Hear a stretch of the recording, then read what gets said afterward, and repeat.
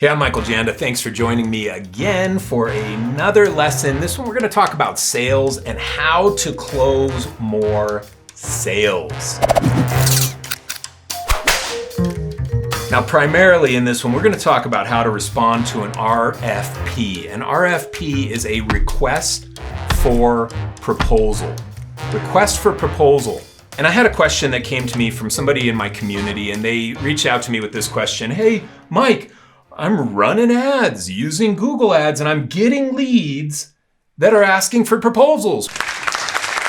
But I'm frustrated because I'm not closing any deals. What am I doing wrong? And I didn't have to ask very many questions. I know the answer to this question because I've seen this so many times. I saw it in my own business. I fixed this problem and dramatically improved the close rate of RFPs when I didn't know the person in advance. A blind RFP, and I don't know if this is even really a phrase. I use this phrase. I don't know if anybody else uses this phrase, but a blind RFP is when someone you don't know sends you a request for proposal and says, hey, we want to know how much it would cost for this. And they give you the scope that in that request for proposal.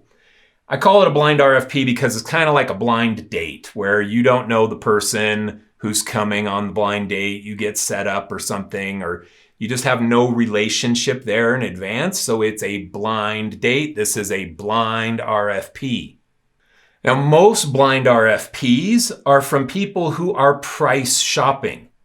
They're looking for the lowest price, typically because their decision isn't made based on anything other than price. They're asking you, hey, here's my scope. How much is it for this scope? Now, we want to get away from price shoppers and we want to help our clients make a decision based on something other than price. But if you have no relationship, you can't do that. The client is going to make their decision based on price because they're just looking at the proposals that come back to them. Now, a couple of the other factors that might influence their decision would be the quality of your work versus the competitors, your ability to hit a timeline and your competitors can't, your project execution experience. How is it going to be working with you compared to the other competitors? And then a relationship, whether they trust you more than they trust the other people. And if you can help your clients make their buying decision based on these types of things and not based on price, you stand a much better chance of winning the project. The way to do that is to not reply to the RFP with a proposal. The client says, hey, we are requesting a proposal from you, and you don't give them a proposal first. You've got to do some work. And that work is called sales. Ask for a meeting. Don't just reply back to them with your proposal. Get a meeting because you've got to start to sell them on your services. And I'm not saying you sell them in some super salesy, go for the jugular kind of way. You just want to build a relationship with them. You want them to understand the benefits to working with you compared to the other people out there. You want them to see the quality of work. You want them to get a feel for how that project execution experience, the customer experience is going to be working with your business. And you can't do that with a piece of paper that you email back to the client. You have to do it in an in-person or a video presentation, a video meeting where you get to start to discuss those things and build that type of relationship with your client. And after you have that initial discussion, then you present your proposal. You don't email your proposal ever again.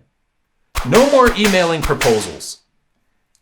No more emailing proposals. You've got to start presenting your proposals. If you want to close more projects, present your proposal. In that presentation, you're going to further deepen your relationship with the client. You're going to help them see the benefits to working with you versus all of the other agencies that they got proposals back from. If somebody emails a proposal and you have a meeting with the client to present the proposal, you stand such a better chance of winning the project compared to just the email proposal people. The email proposal people are losing. You can win by presenting your proposal. Business is all about relationships, and you've got to get in front of those clients. You've got to build those relationships. You've got to help them feel like they can trust you. You want them to do that. You want them to award you the job. And you've got to build trust so that they say, well, Sally was the cheapest price, but man, why would we ever work with Sally when George is just so great? I loved our meetings with George. I think George is going to do the best job on this, even though Sally had a better price. Well, Sally never presented the proposal, never asked for the meeting. George did. George built trust. The client's buying based on trust. Let's recap these little nuggets of advice. So number 1, always ask for a meeting. Number 2, don't send a proposal to a client you've never talked to. You never just email a proposal to somebody you've never talked to, because then they're just making their decision based on price, and whoever has the lowest price wins. Don't email proposals ever again. Present them. And build relationships through multiple interactions with the client. You have that initial meeting, you have the proposal presentation, you have a few emails that you exchange where you're asking some questions.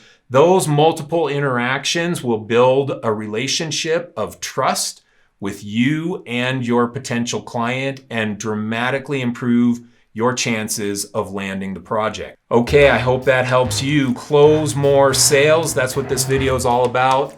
Thanks for watching. If you want to learn more about selling creative services, check out my course, the Ultimate Freelance Course. Thanks a lot. We'll see you again soon. Lots more content coming from me on this YouTube channel.